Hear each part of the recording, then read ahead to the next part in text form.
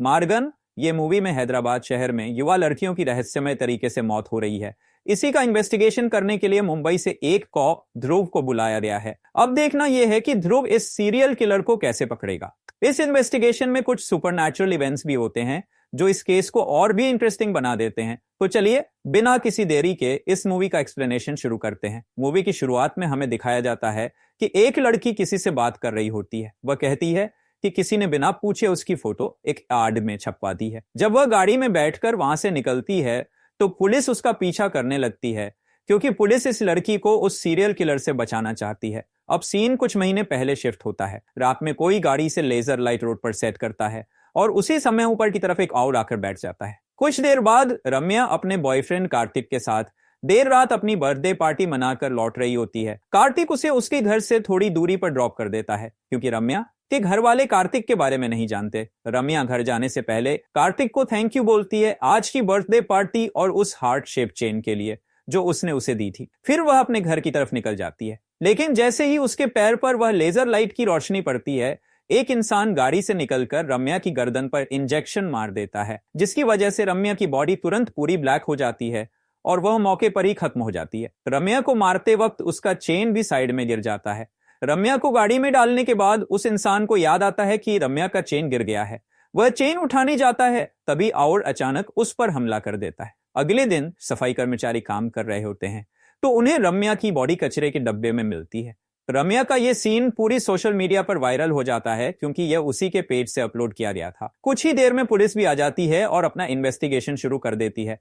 जो पुलिस वाले इस इन्वेस्टिगेशन को कर रहे थे वे अपनी रिपोर्ट लेकर सीनियर ऑफिसर को देते हैं, लेकिन वह सीनियर ऑफिसर उनकी कोई बात नहीं सुनता। फिर सीन मुंबई में शिफ्ट होता है, जहां ध्रुव को उसके ऑफिसर्स इस पोस्ट के बारे में बताते हैं। ध्रुव इस पोस्ट को देखकर बहुत शॉक्ड हो जाता है और किसी न किसी तरीके से इस केस का इन्वेस्टिगेशन करना चाहता है। ध्रुव ने अपना रेजिग्नेशन लेटर दे दिया था, लेकिन इस केस को देखकर वह फिर से पुलिस की जॉब ज्वाइन करने का रिक्वेस्ट डालता है। दरअसल ध्रुव का भी इसी टाइप के सिमिलर केस से कुछ रिलेशन है, जो हमें आगे चलकर पता चलेगा। उसी केस के दौरान ध्रुव पर भी इस इंजेक्शन से हमला हुआ था, जिसकी वजह से उसकी बॉडी का लेफ्ट साइड का पार्ट पूरी तरह ब्लैक हो गया है। ध्रुव का लेफ्ट पार्ट थोड़ा वीक काम करता है और इसी वजह से उसने रेजिग्नेशन दिया था। ऑफिशियली तो ध्रुव को इन्वेस्टिगेशन करने का कोई मौका नहीं मिलता, इसलिए वह हैदराबाद निकल जाता है और अपना अनऑफिशियल इन्वेस्टिगेशन शुरू करता है। वहां उसके पुलिस फ्रेंड्स उसकी मदद करते हैं और सारा केस हैंडल करने के लिए जिस इन्वेस्टिगेशन में श्रुति नाम की एक पुलिस ऑफिसर को भी अपॉइंट किया जाता है। अब ध्रुव और श्रुति इस केस का इन्वेस्टिगेशन शुरू करते हैं। वे सारी सीसीटीवी फुटेज, रम्या का फेसबुक प्रोफाइल और बाकी छोटी छोटी डिटेल्स चेक करते हैं। ध्रुव कार्तिक से भी मिलने जाता है। कार्तिक एक सिनेमाटोग्राफर है जो मूवीज में काम करता है।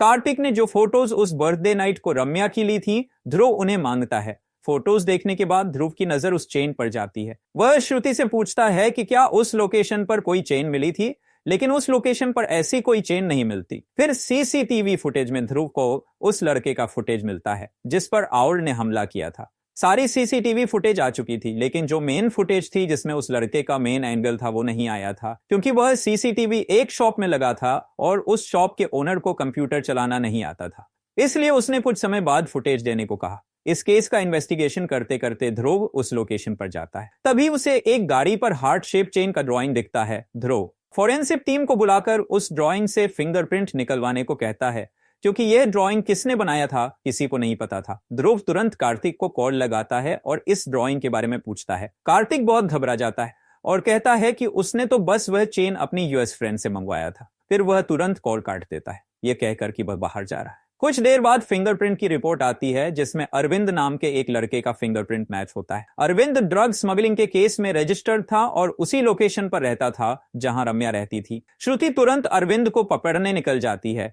अरविंद अपनी स्विमिंग प्रैक्टिस करके जैसे ही वहां से निकलता है, श्रुति उसके पीछे पीछे जाती है। थोड़ी दूर पहुंचने के बाद ध्रुव और श्रुति उसे पकड़ लेते हैं। वे उसे जेल ले जाने के बजाय क्राइम ब्रांच ले आते हैं, क्योंकि अगर जेल ले जाते तो यह अनऑफिशियल इन्वेस्टिगेशन सबको पता चल जाता। इसके बाद ध्रुव अरविंद को एक कमरे में बंद कर देता है जहां कुछ भी नहीं होता। अरविंद की सारी चीजें छीन ली जाती हैं और बाहर बैठकर उसकी हरकतें रिकॉर्ड की जाने लगती हैं। ध्रुव का मानना है कि जिसके मन में डेविल चीजें चल रही होती हैं, उसे अगर साइलेंस में 6 घंटे रखा जाए तो वह अपनी डेविल हरकतें शुरू कर देता है। जैसे जैसे समय बीतता है अरविंद का स्ट्रेस बाहर आने लगता है। वह कंजमालाई सेज का सॉन्ग गाने लगता है। कुछ देर बाद अरविंद जोर जोर से चिल्लाकर अपनी मेडिसिन मांगने लगता है। जब ध्रुव अरविंद के बैग से उसकी मेडिसिन निकालता है तो पता चलता है कि यह मेडिसिन मेमोरी रिलेटेड प्रॉब्लम्स के लिए यूज होती है। ध्रुव उसे मेडिसिन देने में देरी करता है और अरविंद पर और भी गौर से नजर रखने लगता है। अरविंद को किसी लड़की ने लूजर कहा था और वह सीन बार बार फ्लैशबैक में आता रहता है।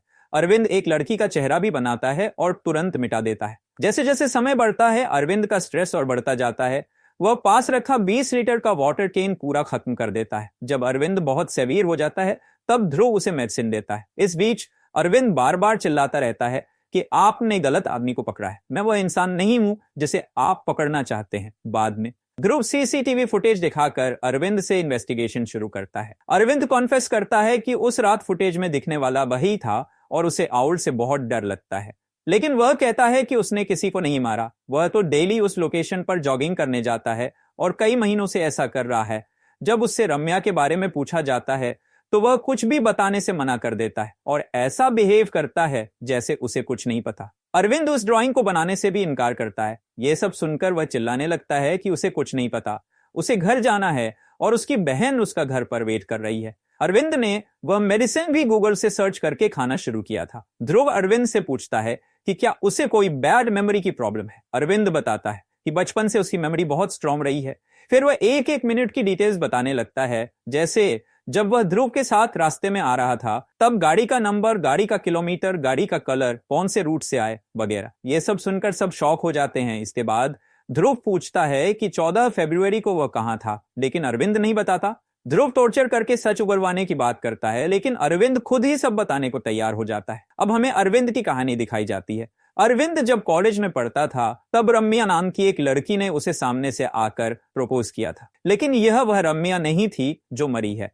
पहले तो अरविंद सीधे सीधे ना बोल देता है, लेकिन रम्या उसे अपने प्यार में डाल लेती है और कॉन्विंस कर लेती है। अरविंद भी बहुत ज्यादा प्यार में पड़ जाता है। रम्या एक कंपनी में काम करती थी और उसका अमेरिका जाकर सेटल होने का प्लान था। वह अरविंद को भी अपने साथ ले जाना चाहती थी और उसके सारे खर्च उठाने के लिए भी तैयार थी। रम्या अरविंद से बहुत ज्यादा प्यार करती थी। एक दिन रम्या के हियर उसे यूएस जाने का चांस देते हैं, लेकिन कंडीशन रखते हैं कि उसे उनसे शादी करनी पड़ेगी। रम्या इस ऑफर को तुरंत ठुकरा देती है, यानी उसने अपने ड्रीम को ही तोड़ दिया। रम्या ये सारी बात अरविंद को बताती है।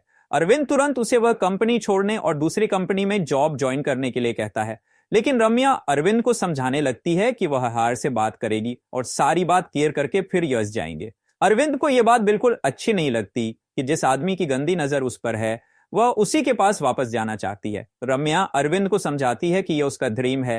अरविंद भी कहता है कि उसका भी ड्रीम है, वह स्विमिंग चैंपियन बनना चाहता है और अपने मम्मी पापा का सपना पूरा करने के लिए गवर्नमेंट जॉब पाना चाहता है। लेकिन रम्या को अरविंद का ड्रीम नहीं लगता। अरविंद गुस्सा हो जाता है और कहता है, मुझे समझ आ गया, मैंने तुम पर अपना सारा टाइम वेस्ट कर दिया। रम्या कहती है, मुझसे शादी करो और मेरे डिपेंडेंट बनकर चलो। अरविंद अपनी बहन के बारे में पूछता है तो रम्या कहती है वह हॉस्टल में रह लेगी। अरविंद कहता है, मैं अपनी लाइफ बिना अपनी बहन अखिला के इमेजिन भी नहीं कर सकता। इसके बाद रम्या कहती है, क्यों, तुम्हें डर है कि तुम्हारी बहन किसी के साथ लाइव इन में आ जाएगी। यह सुनते ही अरविंद रम्या को खींचकर तमाचा मार देता है और तुरंत ब्रेकअप कर लेता है। लेकिन ब्रेकअप के 3 दिन बाद अरविंद रम्या से बात करने की बहुत कोशिश करता है। रम्या ने उसे हर जगह से ब्लॉक कर दिया था। तभी उसे एक नोटिफिकेशन आता है कि रम्या एक पब में जा रही है। इसलिए अरविंद भी 14 तारीख को रात में उस पब पहुंच जाता है और हर जगह रम्या को ढूंढने लगता है। उसे रम्या अपने बॉस के साथ मिलती है जो उसे प्रपोज कर रहा होता है। अरविंद उसे अपने साथ चलने के लिए कहता है, लेकिन रम्या उसे पहचानने से मना कर देती है और लूजर कह देती है। तभी उस पर एक कांच की बोतल पड़ती है जो एक पुलिस ऑफिसर ने मारी थी। उस पब में रेड हुई थी क्योंकि पुलिस को इंफॉर्मेशन मिली थी कि वहां ड्रग स्मगलिंग होता है। इस वजह से पुलिस ने सभी के फिंगरप्रिंट्स लिए, जिसमें अरविंद का नाम भी आ गया था। इतना सब बताने के बाद अरविंद की हेल्थ कंडीशन बहुत खराब हो जाती है और उसे तुरंत हॉस्पिटल ले जाया जाता है। ध्रुव डॉक्टर से अरविंद की मेमोरी पावर के बारे में पूछता है। डॉक्टर बताते हैं कि यह आइडेटिक मेमोरी है और उसकी जांच करते हैं। पहला सवाल पूछते हैं, तुमने पहली बार चलना कब स्टार्ट किया था? अरविंद बताता है, जब मैं 1 साल का था, मेरे मम्मी पापा मेरे बर्थडे पर मुझे मंदिर लेकर गए थे, जहां लोगों का मानना था कि वहां जानवरों में ऋषि रहते हैं। वहां का पानी भी बहुत पवित्र माना जाता था। वहां बहुत सारे बच्चे नहा रहे थे, इसलिए मेरा भी मन किया कि मैं वहां जाकर नहाऊं। मैं उठकर चलने लगा और उस सरोवर के पास गया, लेकिन मैं डूब गया। इसके बाद मैं बेहोश हो गया और मुझे कुछ याद नहीं। फिर हमें दिखाया जाता है कि पानी के अंदर टर्टल्स अरविंद को बाहर पुश करने की कोशिश कर रहे थे। इस बीच उन्होंने कुछ स्पेशल पावर्स अरविंद को ट्रांसफर कर दी थी। इसके बाद अरविंद बाहर आ गया। उसके पापा ने उसे बताया था, शीशे के आविष्कार से पहले इंसान अपने आप को पानी में देखा करते थे। ये कोई मामूली पानी नहीं है, इस पानी में बहुत सारे सीक्रेट्स हैं। डॉक्टर फिर रिपोर्ट बनाकर देता है कि यह एक अबनॉर्मल ब्रेन कंडीशन है जो बहुत रेयर है और इस पर अभी रिसर्च चल रहा है। लेकिन एक बात कंफर्म हो जाती है कि अरविंद ड्रग एडिक्ट नहीं है। बाद में जब ध्रुव अरविंद से मिलने जाता है तो वह फिर से हार्ट शेप का ड्राइंग बनाता है।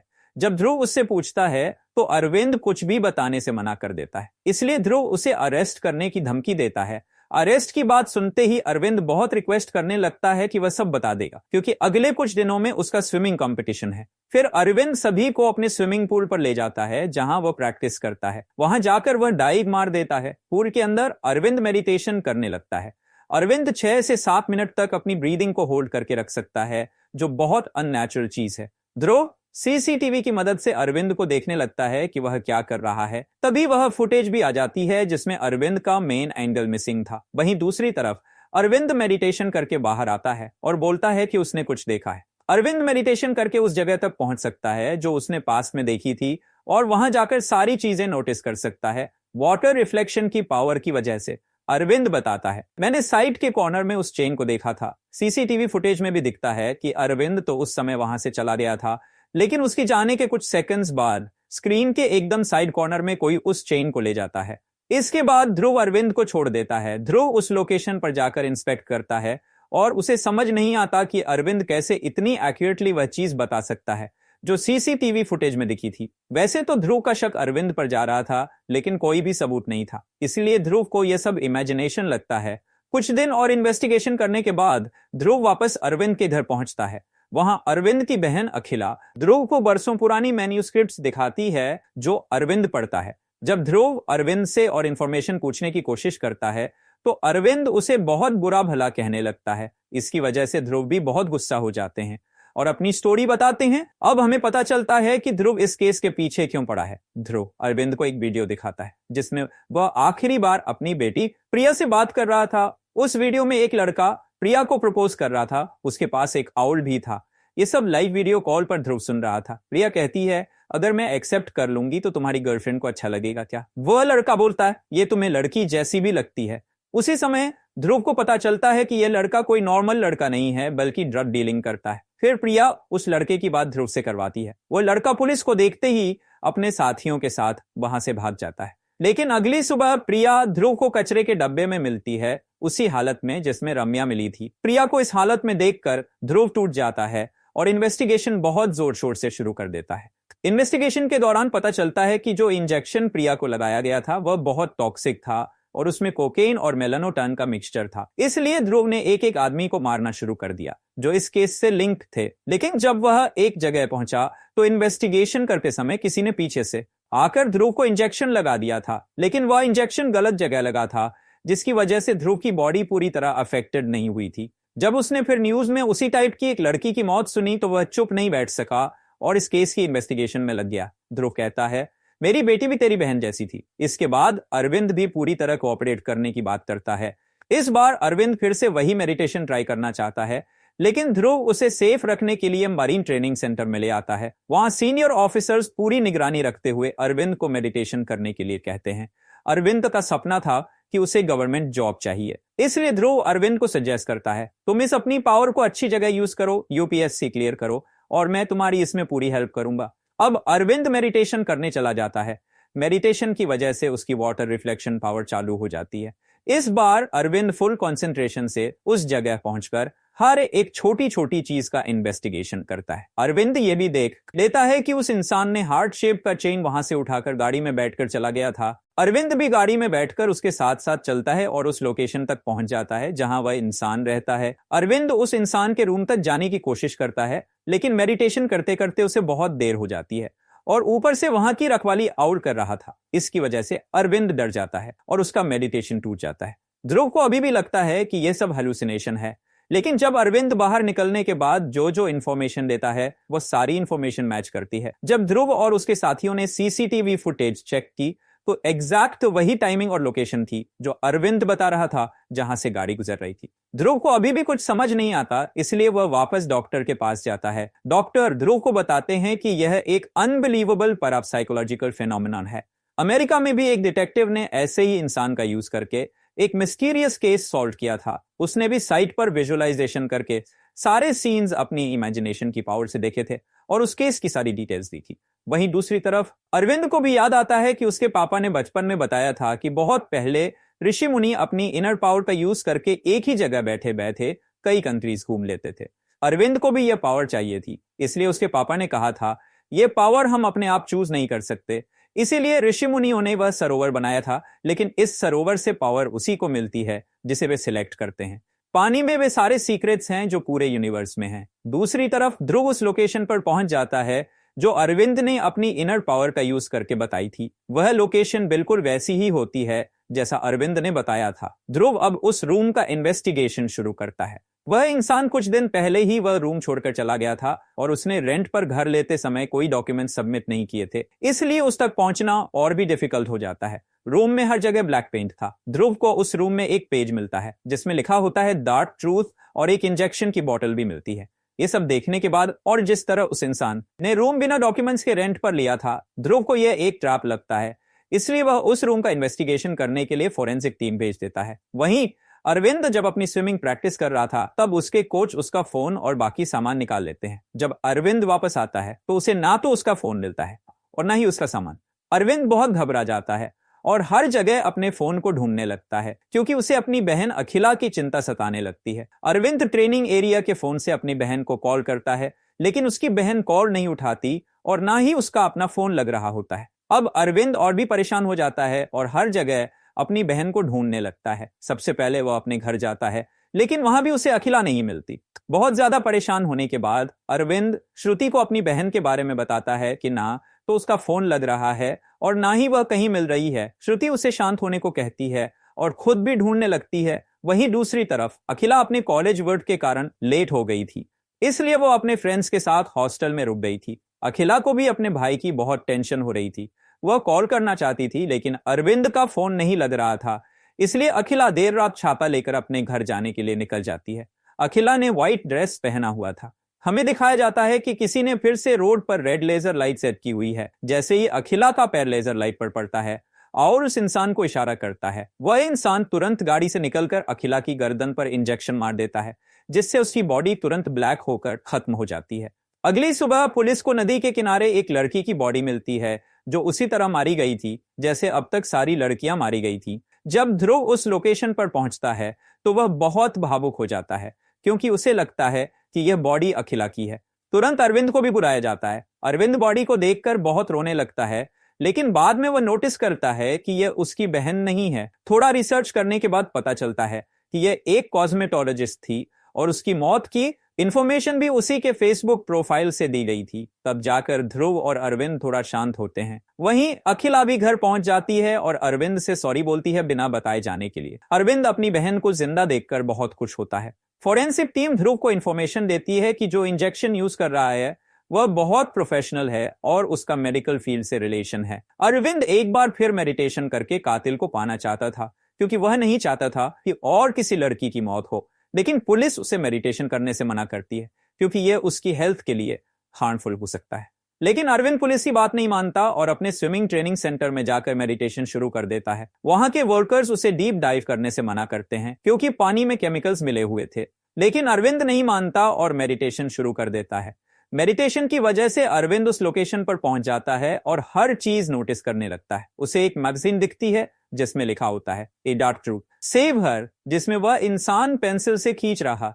इसके बाद वह इंसान अपना फेस खोलने वाला होता है, लेकिन तभी अरविंद का मेडिटेशन टूट जाता है क्योंकि वह पानी में ज्यादा देर नहीं रह पाता। मेडिटेशन टूटने के बाद अरविंद बहुत सीरियस हो जाता है और उसे हॉस्पिटल में एडमिट कर दिया जाता है।